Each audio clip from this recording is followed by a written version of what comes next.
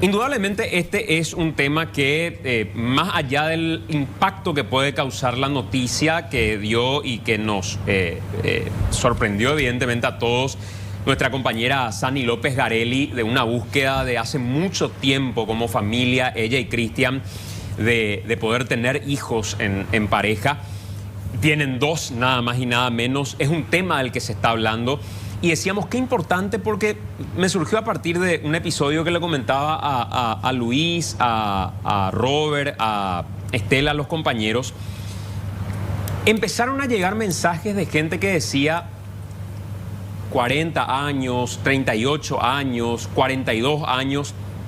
Esto me lleva a no perder las esperanzas, y que había sido en Paraguay, porque antes era visto como que había que viajar necesariamente al exterior para este tipo de tratamientos.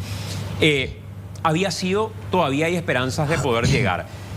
Evidentemente, con el riesgo de cualquier tipo de embarazo, con el riesgo de un embarazo fuera de los 35, 36 o 38, que son las edades en las que generalmente hablamos de este tipo de procedimientos, pero con la ciencia como intervención, y Sani decía, con la bendición de Dios también, de poder llevar adelante esto que fue un sueño para ellos y para un montón de otras familias, uno supone también.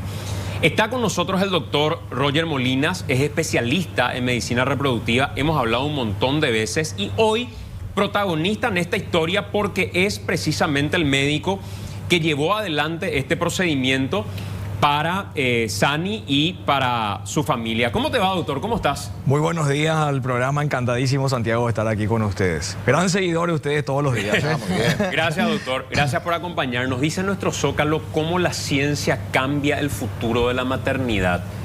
¿Y cuál es el impacto que tiene esto, doctor? Más allá del impacto desde el punto de vista de una noticia que uno puede decir, es una noticia del ámbito de la farándula. No, en realidad es una noticia que impacta incluso en el mundo de la ciencia. Yo creo que en realidad aquí el impactado soy yo por otra cosa, ¿verdad? Primero porque esto demuestra un gran desconocimiento que existe en nuestra sociedad sobre 2 temas.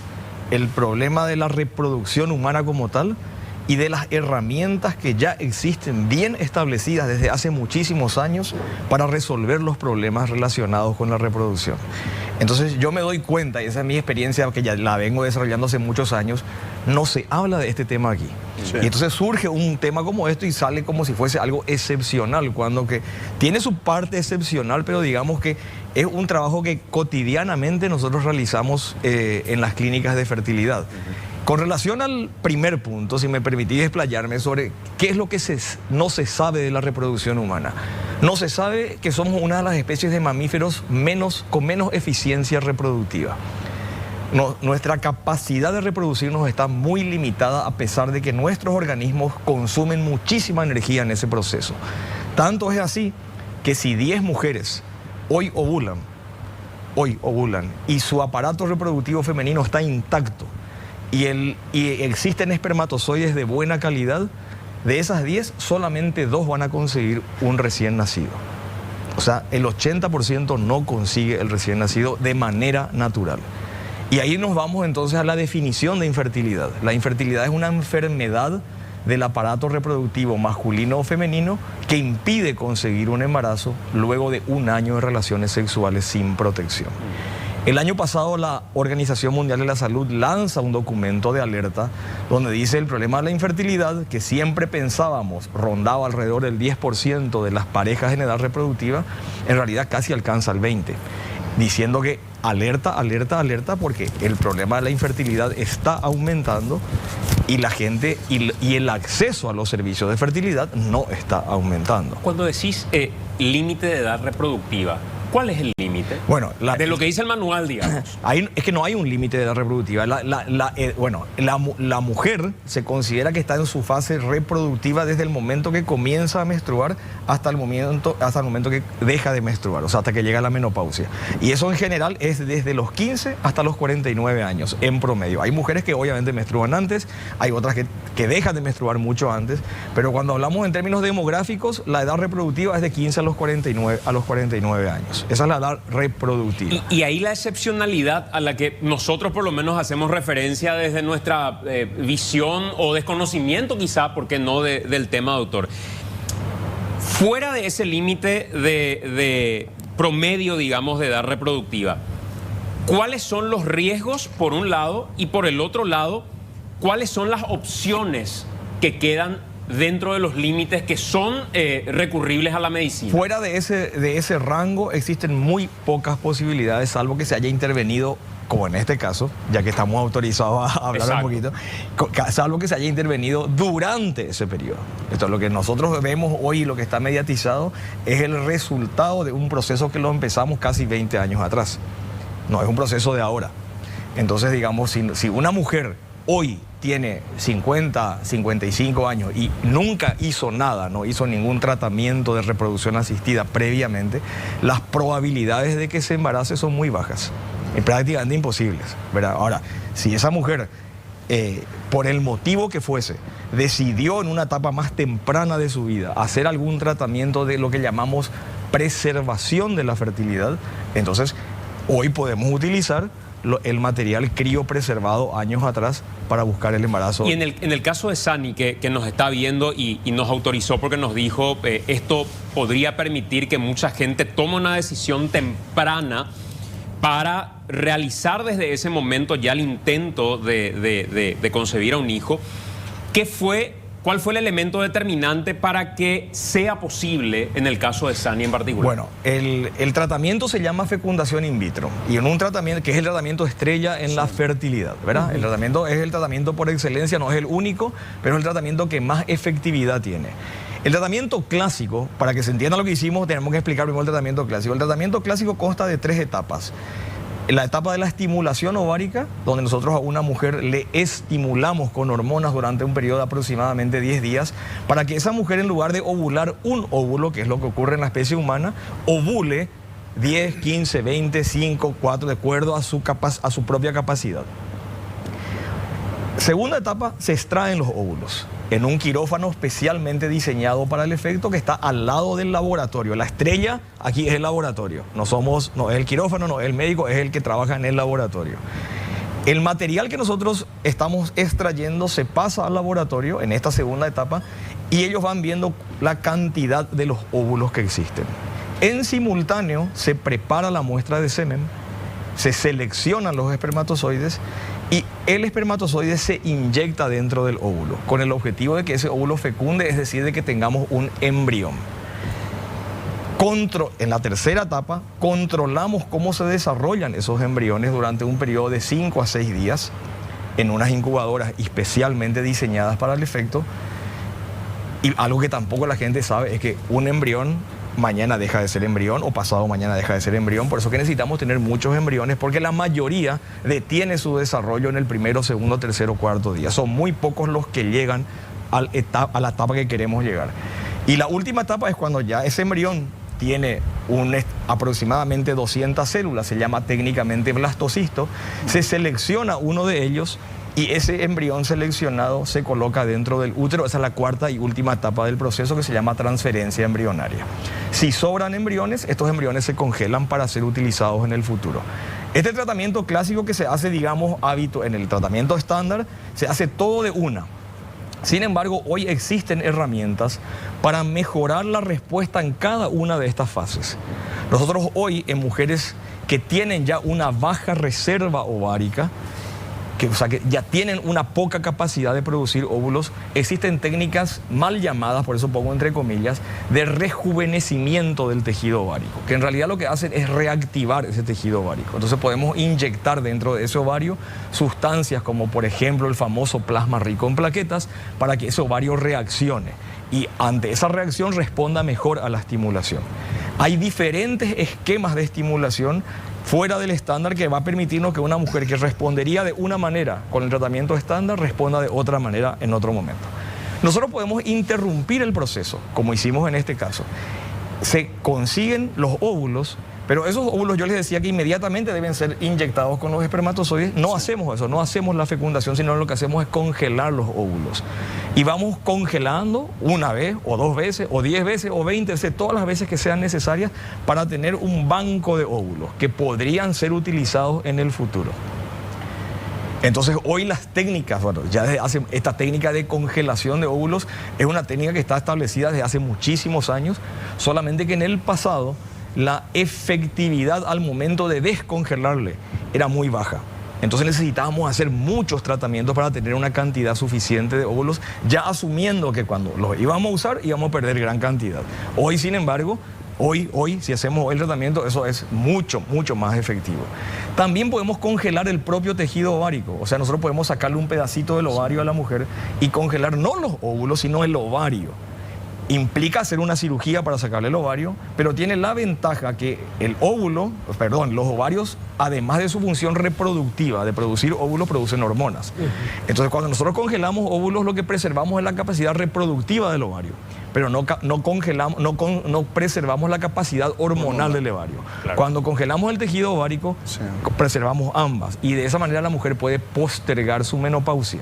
Porque si yo congelo el ovario de una mujer de 38 años, y esa mujer a los 48 comienza a tener síntomas de menopausia, le podemos trasplantar su propio tejido ovárico, es un autotrasplante, y con eso ella nuevamente prolonga su capacidad hormonal y reproductiva.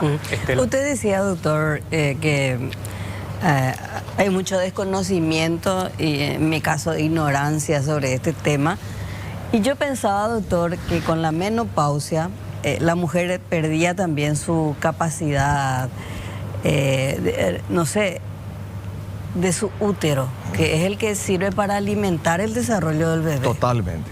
Oye, si me permitís, voy a llegar a ese punto, porque es totalmente cierto lo que decís. Por eso que ahí es donde viene lo nuevo en este caso en particular. Entonces nosotros, digamos, yo le estaba explicando qué herramientas nosotros podemos ir agregando para mejorar la efectividad del tratamiento. Hoy en día la inteligencia artificial, vi que estuvieron hablando recién de inteligencia artificial, nosotros utilizamos mucho la inteligencia artificial para seleccionar la capacidad que tiene el ovocito. Nosotros podemos predecir si este óvulo, qué capacidad tiene de llegar a ser un embrión de 7 días y qué capacidad tiene de embarazar, qué capacidad tiene de terminar en un recién nacido. Entonces, cuando nosotros aplicamos la inteligencia artificial a un banco de óvulos, nos podemos dar cuenta, esta mujer tiene 10 óvulos, pero ninguno tiene chance. Tenemos que hacer otro tratamiento para tener más chance. Entonces, hoy la inteligencia artificial nos permite valorar la calidad de los óvulos, pero lo que fundamentalmente nos permite es valorar la calidad de los embriones, porque hasta hace pocos años, cuando vos tenías un embrión, la única alternativa que teníamos era mirar si ese embrión era lindo o era feo, para decirlo rápidamente. Claro. Y entonces, si era lindo, tenía más chances de embarazar, y si es feo, tiene menos chances de embarazar. Hoy la inteligencia artificial nos dice, no, este embrión se desarrolló así, así, así, y este tiene más chances de embarazar. Se usa mucho la inteligencia artificial en nuestro medio inclusive. Cuando el embrión llega a ese estadio, podemos saber si ese embrión es genéticamente normal o no, porque le podemos tomar una biopsia, analizar las células, se congela el embrión, se analiza estas células que asumimos representan al resto del embrión, y saber si ese embrión tiene su composición cromosómica normal o alterada. Para que la gente entienda, el famoso síndrome de Down, que es una trisomía del cromosoma 21, no es la más común de las alteraciones, pero quizás sea la que más se conozca. Nosotros podemos saber si un embrión tiene un cromosoma de más, un cromosoma de menos. Podemos saber inclusive si ese embrión es femenino o es masculino. Y entonces, obviamente, utilizar los embriones que son normales para continuar con el tratamiento. Y después viene el problema del útero.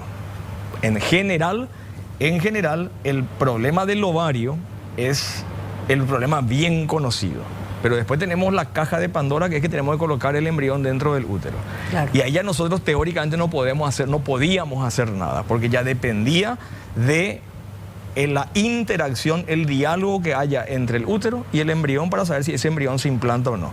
Para que haya un embarazo tiene que haber implantación, o sea, por definición el embarazo se define cuando el embrión se implanta dentro del útero. Recién ahí sabemos si la mujer se embarazó o no.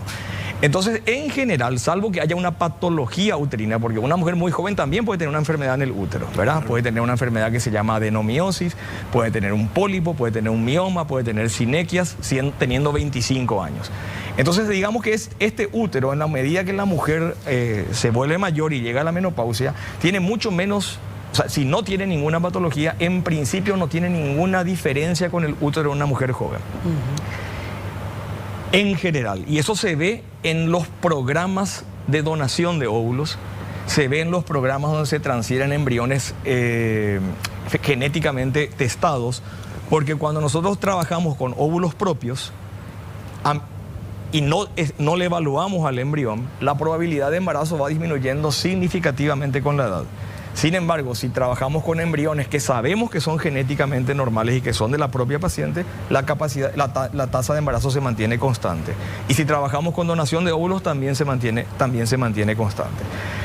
Ahora, lo que decía Estela, ¿y qué pasa con las mujeres ya tienen edad avanzada y ese útero está o no en condiciones? Y en general no está. En general, aunque parezca totalmente normal, ese útero tiene ciertas dificultades para conseguir la implantación, inclusive de un embrión genéticamente normal. Entonces, lo que hoy sí hay es que existen técnicas así como de rejuvenecimiento del ovario, también del rejuvenecimiento del útero, donde hacemos la inyección dentro del músculo uterino o dentro de la cavidad uterina de ciertas sustancias que producen factores de crecimiento, citoquinas, ciertas moléculas que hacen que esa cavidad, ese músculo esté preparado, o sea, esté mejor preparado para un embarazo, y hay veces que gracias a eso conseguimos el embarazo. Inclusive hoy existen sustancias, cuando nosotros hacemos la transferencia embrionaria, que se llaman como pegamentos del embrión, donde nosotros, eso no había años atrás, donde nosotros hoy le colocamos al embrión en un medio de cultivo que tiene ciertas características que permite que se pegue mejor al útero materno. O sea que hay muchísimos avances que hoy nos permiten tener tasas de embarazo significativamente mayores a las que teníamos antes. Pero respondiendo a una mujer de edad muy avanzada, hoy quiere conseguir un embarazo, va a ser muy difícil, salvo que haya hecho algo previamente, que haya preservado su fertilidad en el pasado. Y acá yo anoté dos cuestiones que hablaste. Dijiste rejuvenecimiento del tejido ovárico y también rejuvenecimiento del útero. Es decir, yo lo que estoy provocando en el organismo y en la parte reproductiva, que tenga una menor edad de la que ya tiene biológicamente. Sí. Esto poniendo en el tamiz de la bioética, asociando cuestiones de alto riesgo con la edad avanzada, ¿cómo superan esa barrera desde el trabajo que ustedes realizan? Bueno, ahí en el tema de la reproducción humana todo está sujeto a la ética, ¿verdad? Todo está sujeto a la ética, porque desde el estatus moral del embrión podemos comenzar a debatir si tiene estatus moral, si no tiene estatus moral, y si tiene desde cuándo, desde el día 0, desde el día 1, desde el día 5, desde el día 10, cuando tiene 10 células, cuando tiene 20 células, cuando se desarrolla el sistema nervioso, recién cuando el sistema cardiovascular, cuando late el corazón. O sea que es ampliamente debatido y existen debates permanentes que sin resolver. Entonces, digamos, lo que sí existen son recomendaciones en Paraguay no existe ninguna ley que regule esto. Lo que entonces hacemos es guiarnos por las recomendaciones o por las guías de las sociedades internacionales de reproducción, donde nos dicen esto es lo que se recomienda hacer y esto es lo que no se recomienda hacer. Pero al final de todo es el paciente hoy en esta era y sobre todo en esta especialidad, la decisión se toma conjuntamente con la pareja. O sea, la pareja la que tiene, sabiendo los riesgos que existen, toma la decisión de avanzar o no, de hacer esto o no, hacer lo otro. O sea que ante la falta de definición contundente del tema ético, lo primero son las guías internacionales y lo segundo es el consentimiento del paciente plenamente informado. Porque te decía eso porque forma parte de un debate que también se plantea en la sociedad, más aún teniendo como parámetro el tiempo de capacidad reproductiva promedio que tiene una mujer, que es de 15 a 49 decías. Entonces, cuando yo ya supero esa edad, lo asocio también a factores de mayor riesgo y tengo que recurrir obviamente a estas técnicas de rejuvenecimiento. ¿Qué hay con respecto a los otros factores asociados? Porque acá tenemos más o menos un parámetro, una década de diferencia entre ese promedio que estábamos refiriendo. Entonces, ¿cómo se evalúa eso en el equipo médico? Tenemos 5 minutos solo para tenerlo en cuenta para cerrar el bloque. Digo, pero no se cuestiona cuando el varón puede tener hasta los 75, 80 años. No, pero eso es una cuestión biológica y natural, ¿verdad? Por eso yo planteo esto. En realidad no es tan así había sido, ¿eh? ¿No? Ese es otro tabú que existe. Y que además uno decía que cuerpos funcionales tenemos un 80% en realidad de gente que no logra el embarazo, ¿verdad? De pareja y todo.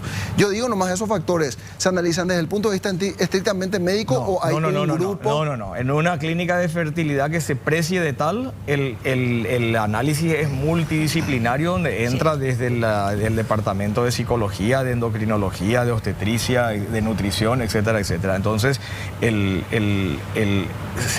tienen en cuenta, no solamente para este caso, sino para cualquier caso, todos estos factores a la hora de plantear un tratamiento. O sea, el desafío número uno, y eso no terminé de cerrar al inicio, es que hoy en día, hablábamos de infertilidad, pero hoy en día existen muchas personas que sin tener estrictamente infertilidad requieren de tratamientos de fertilidad. Por eso es que las sociedades científicas le agregan a la definición de la OMS un plus. La infertilidad les decía cómo se define por la OMS, pero las sociedades científicas dicen no, hay algo más.